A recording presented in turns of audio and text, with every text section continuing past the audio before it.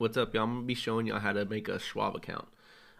You need this account to open up a brokerage account in order to place orders on Thinkorswim, since they've integrated Thinkorswim with Schwab now.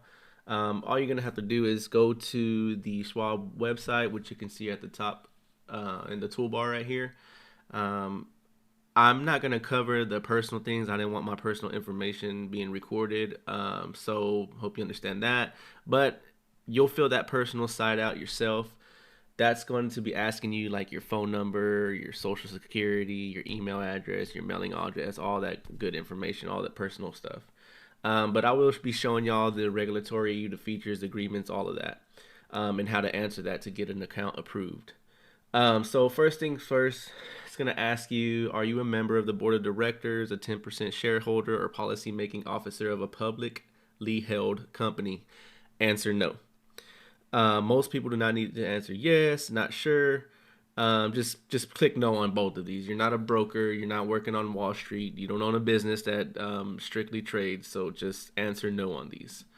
You can do whatever you want here. Click these, unclick them, however you want. It's just going to send you mail if you unclick them. So if you just want paperless emails, then just go ahead and just, have these checked. So we are not opening up a margin account. We're going to be opening up a cash account. So just go ahead and leave this as no. You want options trading. At first, this will probably be unchecked. So just check yes. You'll want to enable this account for Thinkorswim. That's what you're going to be using it for. So go ahead and click yes. We're going to continue now over here. A lot of people get confused on this part, which isn't too hard. You're just going to be buying puts and calls without owning the security. So go ahead and click long, and that's it. Click continue. Here you're going to put in your information about what you make and your knowledge level and all that. I'm not saying to lie about it, but you can finesse this. So that way you're easily more approved. So I would probably say like round up to what you make. So if you are making 56, 57 grand a year, then just put 60. Just finesse it a little bit. That way you're have a better chance of being approved. I'm gonna fill my information now. I'm gonna pause the video right here. I'm gonna fill it out and then hit continue. But for these, you want to go ahead and put good. Years of experience, anywhere from 1 to 2, because if you put less than a year, they're not going to approve you. They're going to see you as a high risk. You could be gambling your mortgage or whatnot, and they don't want gamblers on here. So just put 1 to 2 years of experience. Same thing for the average trade. And see right here, average trade amount nearest thousand. So you're gonna, like I said before, with your net worth, you're just gonna round it up. That way you get a better chance at being approved.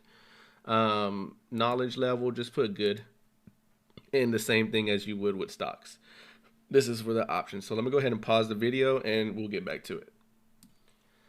Now once you get past that part, from the features, you fill out all your information, what you make. Let's continue to this.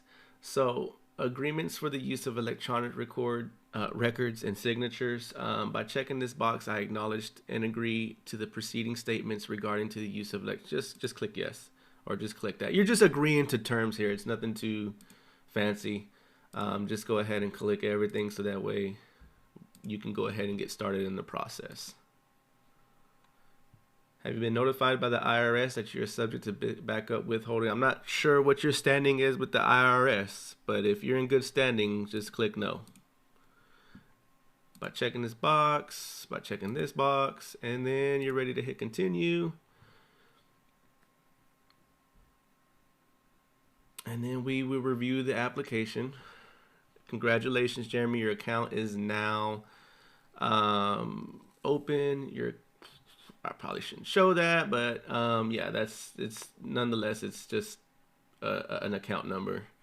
They'll give you your account number, and you'll be able to add the funds next. And this is pretty basic. You're just gonna be adding your funds through a card number or a ACH number.